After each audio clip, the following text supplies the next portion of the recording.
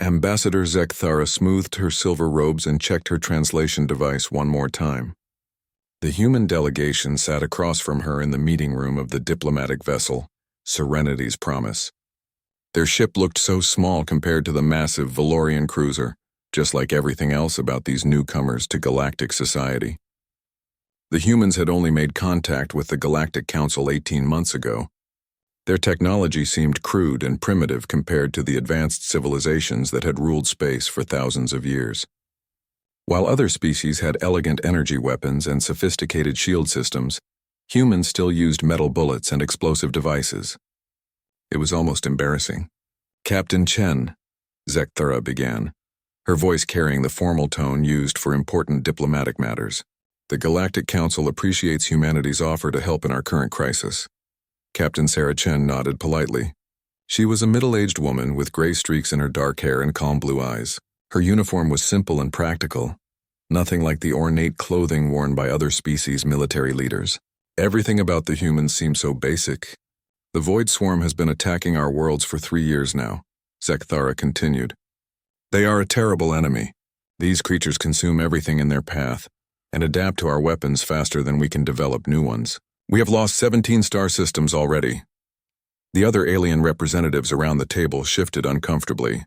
Admiral Thisakar of the Hegemony clicked his mandibles together nervously. Commander Velnara of the Crystal Federation tapped her clawed fingers on the table. None of them liked admitting how badly the war was going. "We would welcome human assistance," Zekthara said carefully. "Your species has shown great skill in logistics and medical support. We believe human supply ships and hospital vessels would be extremely valuable to our war effort." Captain Chen leaned forward slightly. "And our battleships?" The room fell silent for a moment. Zekthara had been dreading this question. She knew humans were proud of their military, even though their weapons were so outdated. "Well," she said gently, trying not to hurt their feelings, "your battleships use very traditional methods.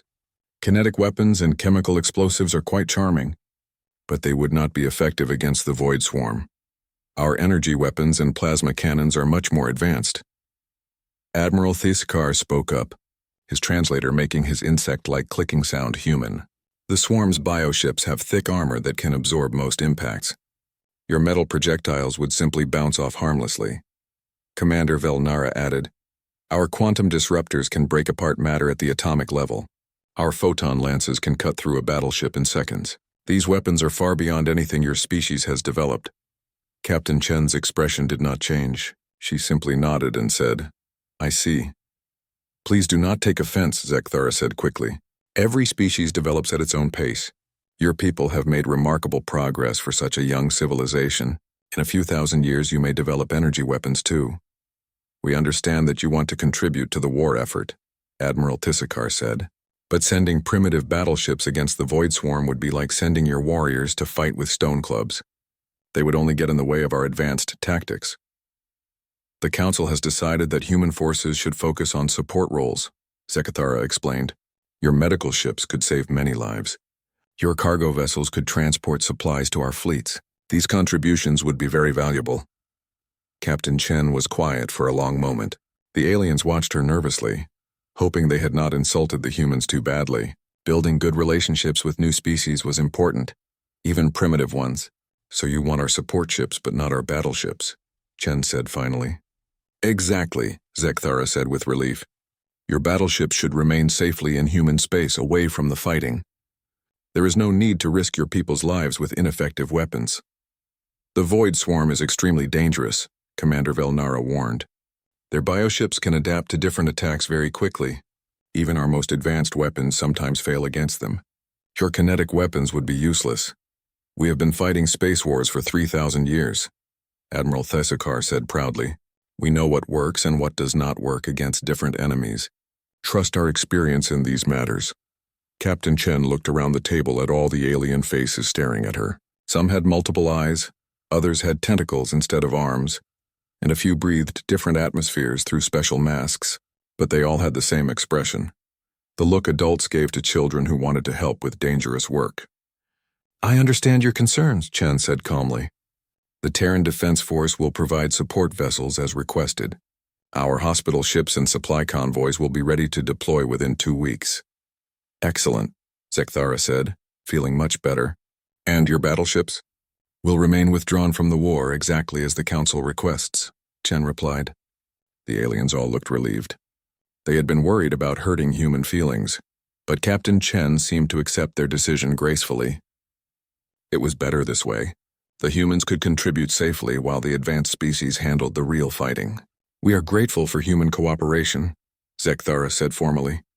Your support ships will help us win this war much faster. The Void Swarm will not expect our new tactics, Admiral Thisakar said confidently. We have been developing new energy weapons that should overwhelm their adaptive abilities. With human logistics supporting our fleet's victory is certain. How long do you expect the war to last? Captain Chen asked. 6 months at most, Commander Velnara said. Our scientists have created improved plasma bombs that the swarm cannot possibly adapt to. Once we deploy them, the war will be over quickly. The swarm has never faced the combined might of the entire Galactic Council, Zekthara added. They have only fought individual species one at a time. Now that we are working together, they cannot win. Captain Chen nodded politely. We wish you success in your war effort. The meeting ended with formal diplomatic ceremonies. The aliens felt pleased with themselves for handling the situation so well. They had gained valuable human support without risking primitive human lives in actual combat. The humans seemed happy to contribute in their limited way. As the human delegation prepared to leave, Zekthara noticed something odd. Captain Chen was smiling slightly, but it was not the smile of someone who felt honored to help. It was the smile of someone who found something amusing. Is everything all right, Captain? Zekthara asked. Everything is fine, Chen replied. We will prepare our support ships immediately, and as promised, our battleships will remain completely withdrawn from your war. After the humans left, the alien commanders felt confident about their decision. They had thousands of years of experience in space warfare. They knew what worked and what did not work. Primitive kinetic weapons were simply not effective against advanced enemies like the Void Swarm. Within a week, human support ships began arriving at staging areas throughout Council space. The hospital ships were larger than expected, and the supply vessels carried impressive amounts of equipment. The humans seemed to take their support role very seriously, but their battleships, as promised, remained far away in human space. The council members congratulated themselves on their wise handling of their new allies. They had no idea what they had just done. Fleet Admiral Thisakar stared at the tactical display in horror. Red markers showed Void Swarm positions spreading across 17 more star systems. Each red dot represented millions of bioships that had consumed entire worlds. The situation was getting worse every day. 6 months had passed since the Galactic Council had begun their coordinated war effort. 6 months of defeat after defeat. The improved plasma bombs that were supposed to end the war quickly had been completely useless. The Void Swarm had adapted to them within hours. Show me the Centauri defense grid, Thisakar ordered. The holographic display shifted to show the massive ring of defense stations around Centauri Prime. Each station was the size of a small moon and armed with the most powerful weapons in the galaxy: quantum disruptors, photon lances, antimatter torpedoes, and experimental gravity cannons. The grid had never been breached in 2,000 years. The swarm reached the outer edge 2 hours ago, his aide reported. Initial engagement is not going well. Thisakar watched the battle in real time. The defense stations fired everything they had at the approaching bioships. Brilliant energy beams lanced out across space, tearing through the first wave of swarm vessels. For a moment, it looked like the grid might hold. Then the second wave arrived. The bioships had already adapted to the defense weapons. Energy beams that had destroyed the first attackers now barely scratched the hulls of the new arrivals. Plasma bursts were absorbed and redirected. Even the gravity cannons seemed to have no effect. How is this possible? Thisakar whispered. His science officer, a tentacled being from the Abyss worlds, tapped nervously at his console. The swarm's adaptation rate has increased dramatically. They are learning from our weapons faster than we can modify them. On the display, the Centauri defense grid began to fall. Station after station went dark as bioships swarmed over them. The swarm did not just destroy the stations, they consumed them, breaking down the metal and technology to create more bioships. How long until they reach Centauri Prime? Thisakar asked.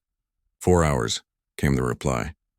Thisakar clicked his mandibles together in the gesture his species made when facing impossible situations. Centauri Prime was home to 12 billion beings. There was no way to evacuate them in 4 hours. The communication board lit up with emergency signals from across the galaxy. The Crystal Federation was reporting swarm attacks on 3 more systems.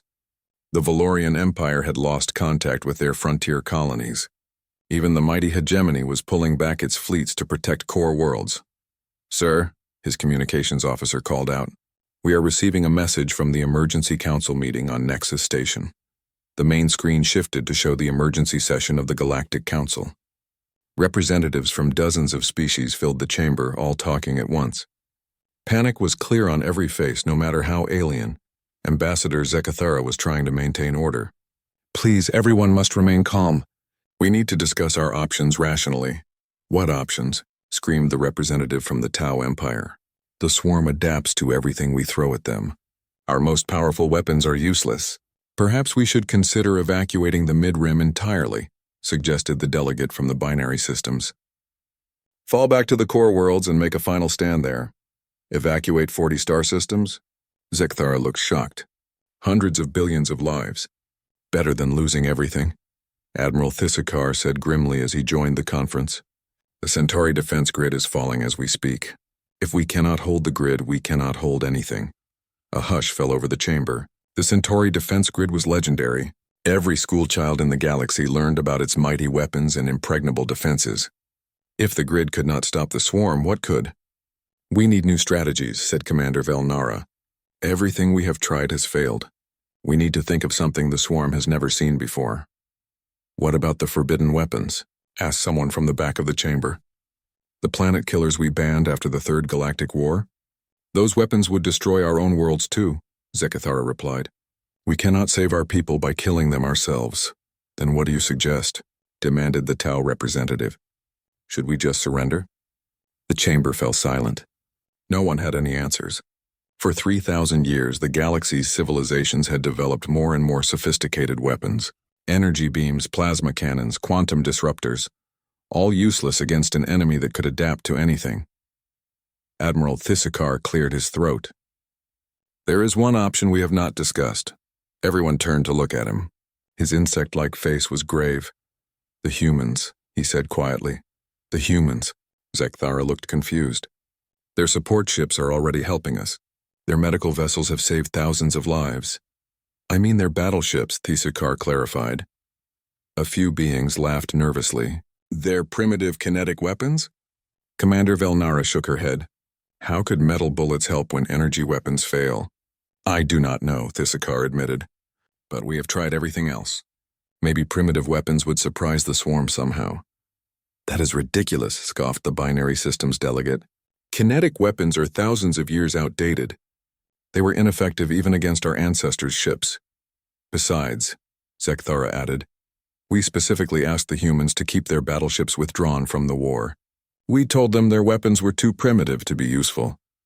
"Maybe we were wrong," Thisakar said desperately. The chamber erupted in arguments. Some beings thought asking for human help would be humiliating. Others pointed out that primitive weapons could not possibly work where advanced technology had failed. A few suggested that even discussing the option was a waste of time. While they argued, more red markers appeared on the tactical displays. The swarm continued its relentless advance. World after world went dark. Millions of refugees fled in terror as their homes were consumed. "We are running out of time," Thisakar announced, cutting through the debate. "Every hour we delay, more systems fall. If we are going to ask the humans for help, we need to do it now." "Ask them for what exactly?" Zekathara demanded. "We cannot just admit we were wrong about their weapons. It would be politically humiliating." "Maybe we could hint that the situation has changed," suggested Commander Velnara. "Imply that new developments might require expanding their role." "Without actually asking for their battleships?" Thisakar was skeptical. "Exactly. We maintain our dignity while giving them a chance to offer more help." The debate continued for another hour while the galaxy burned. Finally, they reached a compromise. They would contact Captain Chen and suggest that humanity might want to expand their support role. They would not directly ask for battleships, but they would make it clear that more help was needed. It was a face-saving measure that fooled no one, but it was the best they could do. The proud civilizations of the galaxy could not bring themselves to admit that they might need help from primitive humans. As the emergency session ended, Admiral Thesakar looked at the tactical display one more time. The Centauri defense grid was completely dark now. Centauri Prime was under attack. The swarm would reach the mid-rim within days. He wondered if the humans would understand their desperate hints. He wondered if primitive weapons could somehow succeed where advanced technology had failed. Most of all, he wondered if they had already waited too long. The red markers continued to spread across the galaxy like a disease.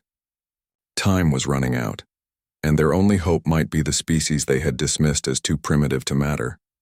It was not a comforting thought. Ambassador Zekthara had never felt more nervous in her 300 years of diplomatic service. She sat in her private office aboard the Serenity's Promise, staring at the communication panel that would connect her to Captain Chen. Outside her windows, she could see refugee ships fleeing from the mid-rim, thousands of vessels carrying survivors from worlds the Void Swarm had consumed. The situation had become desperate beyond belief. The swarm had broken through the Centauri defense grid in just 4 hours. Centauri Prime was gone along with its 12 billion inhabitants. The crystal cities of Arcturus had been consumed overnight. The hegemony had lost 6 more core worlds in the past week alone. But asking the humans for help with their primitive weapons felt like the ultimate humiliation. How could she, a representative of one of the galaxy's oldest civilizations, beg for assistance from beings who still used metal bullets and chemical explosives? She activated the communication panel. Captain Chen's face appeared on the screen as calm and professional as always. The human woman showed no signs of stress, even though her own support ships were working around the clock to evacuate refugees. Ambassador Zekthara, Chen said politely. How can I help you? Zekthara struggled to find the right words. How did one ask for help without actually asking? How did one admit to being wrong without losing face? Captain Chen, the war situation has evolved since our last conversation, she began carefully. Has it? Chen raised an eyebrow. In what way? The Void Swarm has proven more adaptable than we initially calculated. Their ability to counter our weapons has exceeded all projections, Chen nodded. I saw the reports about Centauri Prime. My condolences for your losses. Thank you. Zekthara paused, trying to think of a diplomatic way to continue. Given these new developments, the Council wondered if humanity might consider expanding its support role in the war effort. Expanding how? Chen asked innocently. Zekthara felt sweat forming under her ceremonial robes. The human was not making this easy. Well, perhaps your people could contribute in ways we had not previously considered, such as, your military has capabilities that might be relevant to our current situation. Chen's expression did not change. Our medical ships and supply vessels are already deployed as requested. What other capabilities were you thinking of? Zekthara wanted to scream. The human was being deliberately obtuse, forcing her to be more specific. The Council may have been hasty in its initial assessment of certain human military assets. Which assets specifically? Your warships, Zekthara said through gritted teeth. Chen leaned back in her chair. You mean our primitive battleships with their useless kinetic weapons? The words stung because they were exactly what the Council had said 6 months ago. Zekthara felt her face flush with embarrassment. The situation has changed, she said defensively. New tactical considerations might warrant reconsidering previous limitations. I see. So you think our metal bullets might be useful after all? Zekthara closed her eyes. This was even worse than she had feared. Perhaps the Council was too quick to dismiss alternative weapon technologies. Before Chen could respond, another voice interrupted. Ambassador, this is Admiral Thesakar. I am joining this conversation with the Council's permission. The screen split to show both Chen and Thesakar. The insect-like admiral looked exhausted. His compound eyes were dull and his mandibles clicked nervously. Captain Chen, Thesakar said, we need your help. The Void Swarm is advancing faster than we can retreat. Our energy weapons are completely ineffective. We have lost 37 star systems in the past month. Chen's expression became more serious. That is unfortunate, Admiral.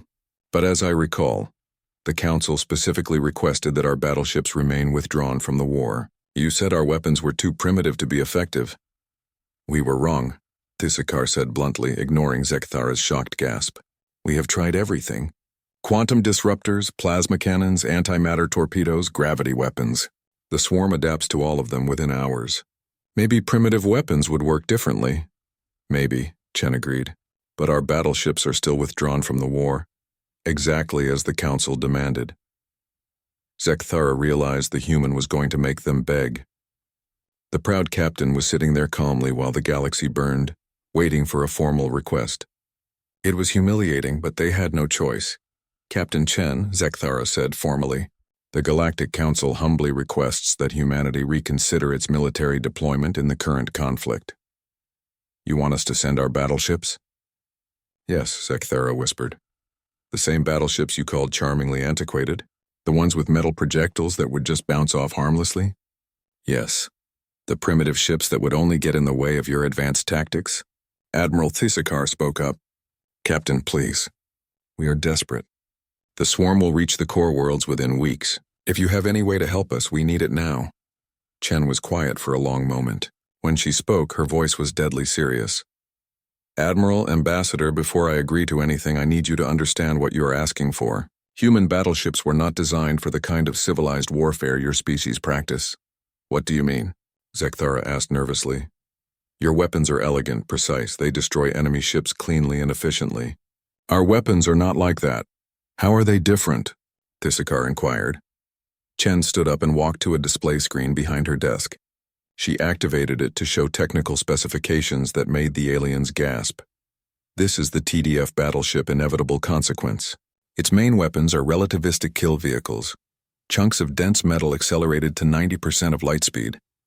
When one of these hits an enemy ship, it does not just destroy the ship. It creates an explosion equivalent to a small star going supernova. The aliens stared at the technical data in shock. The amount of energy involved was staggering. This is the mutually assured destruction. It carries quantum torpedoes that exist in multiple dimensions simultaneously. They can phase through shields and armor to detonate inside enemy ships. There is no defense against them. Dear gods, Zekthara whispered. And this is the die with honor. Its entire hull is lined with antimatter charges. When the ship takes critical damage, it converts its entire mass into pure energy. The explosion can destroy everything within a light-minute radius. Admiral Thisakar's mandibles clicked rapidly. Your ships are designed to commit suicide? Every human battleship can self-destruct if necessary. We would rather die than let our enemies win. The aliens exchanged horrified glances. They had thought human weapons were primitive. Instead, they were terrifyingly effective tools of complete destruction. But there is something else you need to understand, Chen continued. Human battleships are crewed by humans. We are a species that spent 50,000 years learning how to kill other humans, beings just as intelligent and creative as ourselves. We perfected the art of war against enemies who could think exactly like us. What does that mean? Zekthara asked, though she was afraid of the answer. It means we know how to fight enemies who adapt. We know how to kill enemies who learn. We have been doing it to ourselves for our entire history. Chen turned back to face them directly. If we deploy our battleships against the Void Swarm, we will not be fighting a war. We will be committing genocide. And once we start, we might not be able to stop ourselves. The communication channel fell silent. Outside Zekthara's window, more refugee ships passed by, fleeing from the advancing swarm. The choice was simple. Ask the humans to unleash their terrifying weapons, or watch the galaxy die. How long do you need to prepare? Admiral Thisakar asked quietly. Chen smiled grimly. We have been ready since the day you asked us to withdraw our battleships. We just wanted to make sure you really needed our help. We really need your help, Zekthara said. Then you will have it. The Galactic Council emergency meeting was held in the deepest bunker on Nexus Station. Representatives from every surviving species gathered around a massive holographic display showing the current war situation. Red markers representing the Void Swarm now covered nearly half the galaxy. The situation looked hopeless. Fleet Admiral Thisakar stood at the center of the room, his compound eyes reflecting the red glow of the tactical display. Around him, beings from dozens of worlds whispered nervously among themselves. Everyone knew why they were here, to give formal approval for the human military intervention. The Council recognizes Captain Sarah, Chen of the Terran Defense Force. Ambassador Zekthara announced formally. Captain. Chen appeared on the main communication screen. Behind her, other human officers moved with quiet efficiency. The bridge of her command ship looked different from alien vessels. Darker, more utilitarian, with sharp edges and harsh lighting. Honorable representatives, Chen began. Before we proceed, I need you to understand exactly what you are authorizing. Human military doctrine is not like yours. We do not fight civilized wars. Commander Velnara of the Crystal Federation raised a clawed hand. What do you mean by that, Captain? Chen gestured to someone off-screen.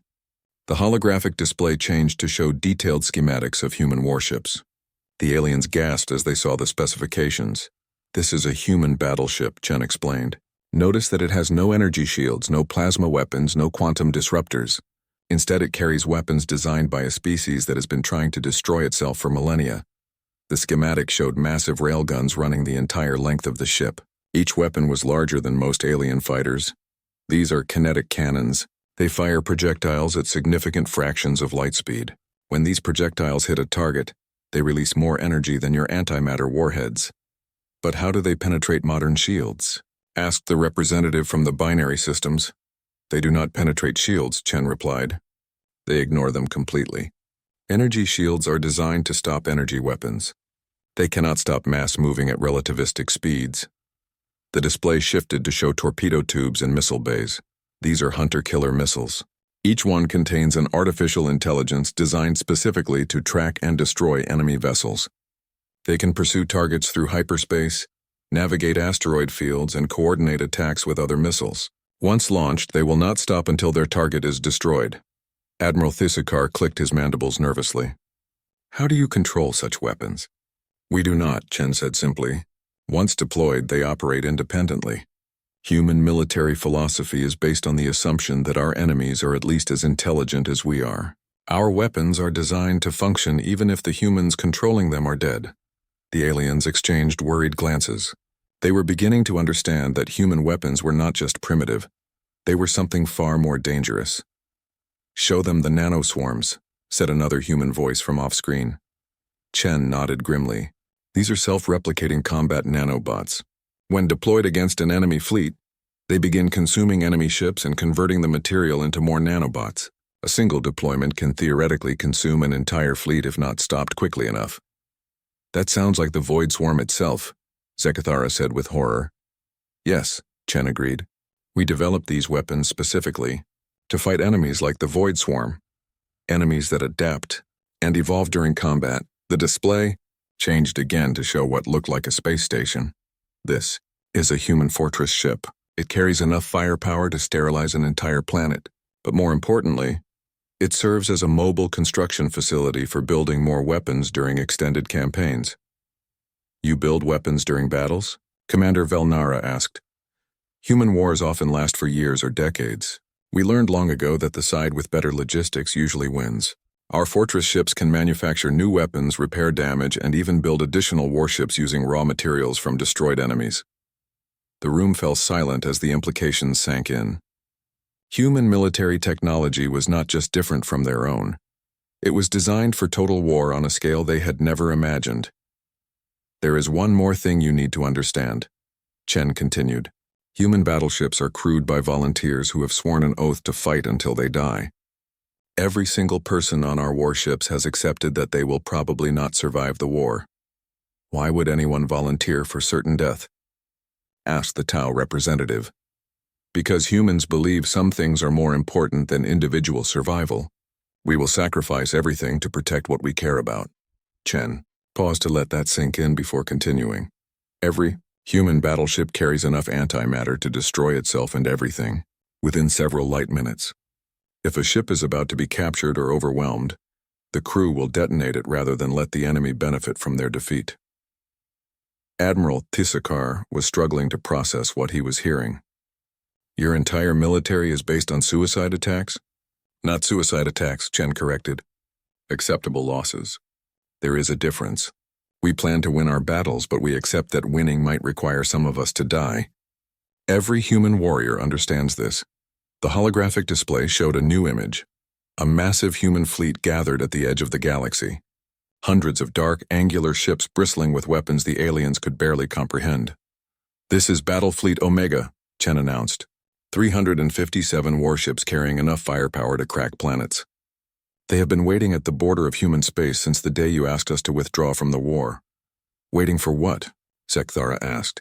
For you to ask for our help. We knew you would eventually need us. We just wanted to make sure you really understood what you were requesting. The silence in the chamber was deafening. The aliens had thought they were asking for assistance from a primitive species.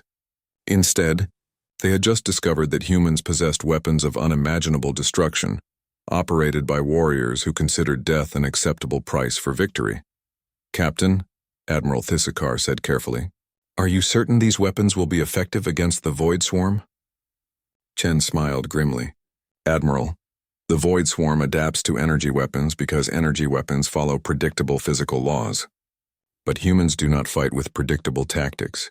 We fight with creativity, desperation, and pure stubbornness. What do you mean? The swarm expects rational opponents who will retreat when facing superior odds. They expect enemies who value their own survival above victory. They expect civilized warfare with rules and limitations. Chen's expression became deadly serious. They have never fought humans. We do not retreat when facing superior odds. We attack anyway. We do not value our survival above victory. We consider dying for the cause and honor. And we have never fought a civilized war in our entire history.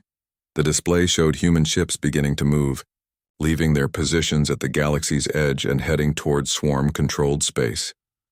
The Void Swarm is about to learn why every species in human space either became our ally or went extinct, Chen said. They are about to face an enemy that has spent 50,000 years perfecting the art of total war. How long until your fleet engages the swarm? Commander Velnara asked.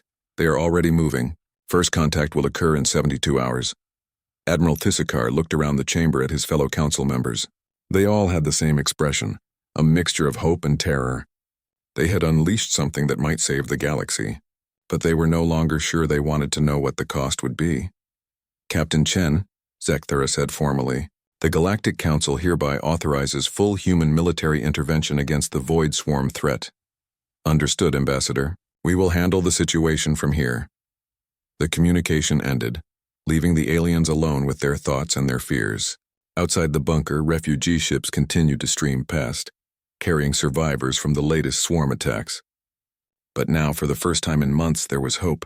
The humans were coming, and the galaxy was about to see what real war looked like. Admiral Thisakar stood on the observation deck of the Council flagship Unity's Hope, watching the impossible happen before his eyes. 3 days ago, the human fleet had arrived at the edge of swarm-controlled space. Now entire swarm clusters were simply disappearing from the tactical displays. Show me the Kepler system engagement, he ordered. The holographic display shifted to show real-time footage from the battle. What Thisakar saw defied everything he thought he knew about space warfare. The Void Swarm had been consuming the Kepler system for 2 weeks. Billions of bioships swarmed around the star, breaking down planets and moons to create more of themselves. It should have been an impregnable position.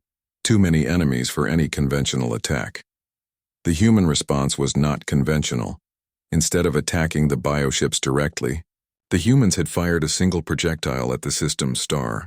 The projectile was small, barely visible on sensors, but it was moving at 98% of light speed.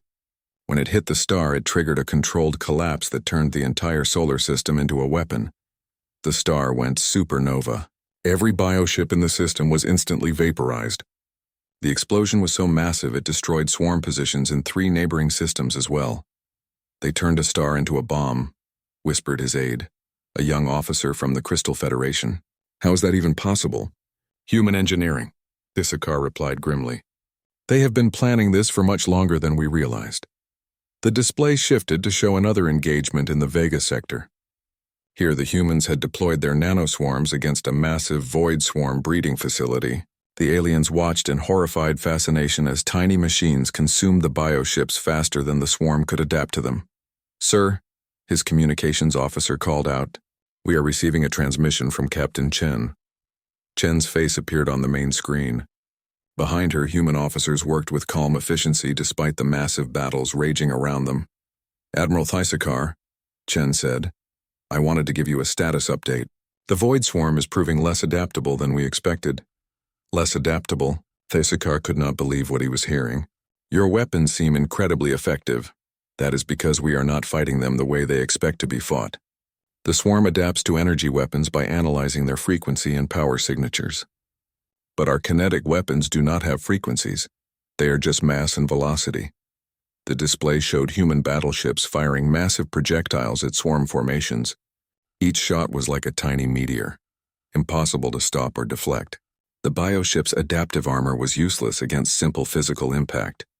The swarm tries to absorb our nanoswarms, but our nanobots are programmed to self-destruct if they detect biological integration attempts. Instead of being absorbed, they explode inside the bioships. Chen paused as explosions lit up the space behind her. Most importantly, the swarm cannot adapt to our tactical unpredictability. They expect rational behavior, but human tactics are based on doing whatever the enemy least expects. What do you mean? Thysakar asked. Yesterday, one of our captains rammed his battleship directly into a swarm hive cluster and detonated his antimatter core. The explosion destroyed 1 million bioships instantly.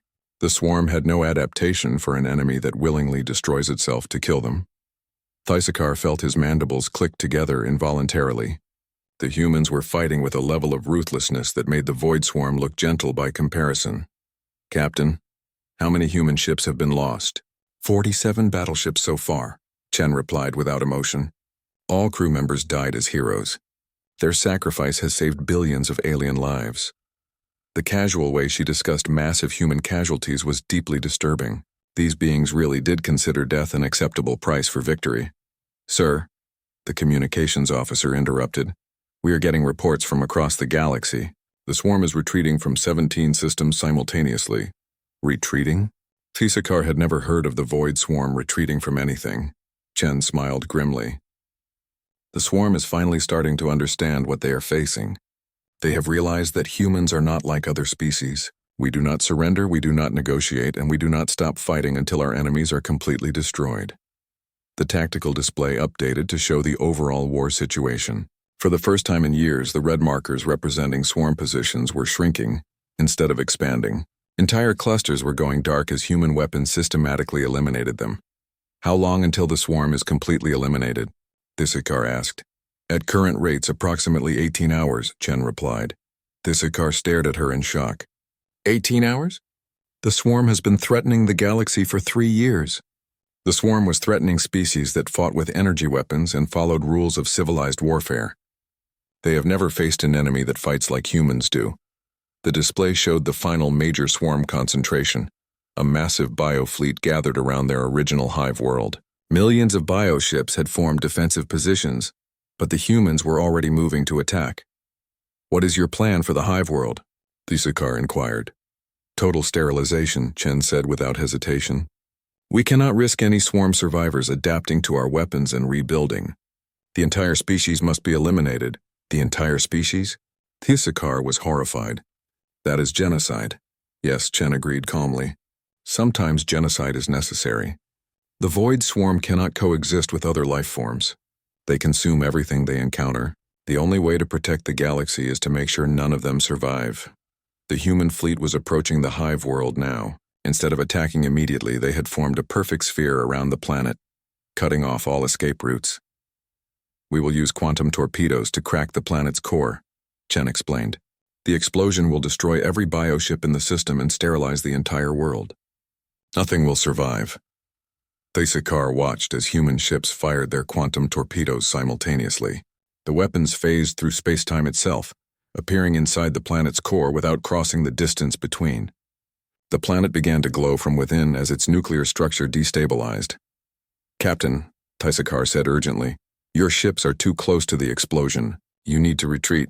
Negative, Chen replied. We need to maintain position to ensure no bioships escape. Human crews understand the risks. The planet exploded with the force of 1,000 stars. The shockwave vaporized everything within a light-hour radius. When the sensors cleared, the hive world was gone. The void swarm's birthplace had been erased from existence. 17 human battleships had been caught in the explosion. 17 crews had died to make sure their mission was complete. Status report, Chen requested calmly. All swarm positions eliminated, came the reply. No bioship signatures detected anywhere in the galaxy. The void swarm is extinct. The war was over. After 3 years of terror, the galaxy was safe. But the cost had been staggering, not in alien lives, but in human sacrifice. Over 200 human battleships had been destroyed. Hundreds of thousands of human warriors had died. Captain Chen, Thesakar said quietly, "On behalf of the Galactic Council, I thank you for your sacrifice. Your people have saved us all." "We did what was necessary," Chen replied. "But Admiral, I need you to understand something important. Human battleships will now return to human space and resume their withdrawal from galactic affairs." "Of course," Thesakar agreed quickly. "We would not dream of asking you to remain deployed." "Good. Because now you know what human military forces are capable of. We eliminated the Void Swarm in 3 days. We could eliminate any other species just as easily. The threat was subtle but unmistakable. The humans had just demonstrated that they possessed weapons capable of destroying entire civilizations. They had also shown that they were willing to use those weapons without hesitation. The Council has no hostile intentions toward humanity." Thesakar assured her. "I am sure you do not," Chen said with a small smile. "And I am sure you will make certain that no other species develops hostile intentions either. After all, you have seen what happens to species that threaten galactic peace." The communication ended, leaving Thesakar alone with his thoughts. The humans had saved the galaxy, but they had also sent a clear message. They were the most dangerous species in existence, and they would not tolerate threats to galactic stability. Within hours, the Council passed emergency legislation requiring human battleships to remain permanently withdrawn from any conflict involving galactic powers. The official reason was to preserve galactic peace and prevent unnecessary escalation. The real reason was simpler. Everyone was terrified of what would happen if the humans ever decided that another species needed to be eliminated. Ambassador Zekthara's final report was classified at the highest levels. It read simply, "Human military capabilities exceed all projections. Species poses extreme threat to galactic stability if provoked. Recommend maintaining friendly relations at all costs. For the sake of everything holy, keep human battleships withdrawn from any future conflicts." The galaxy was safe, but it would never be the same. Everyone now knew that somewhere in human space, fleets of unimaginably powerful warships waited in the darkness. Crewed by beings who considered death an acceptable price for victory, peace had never felt so fragile.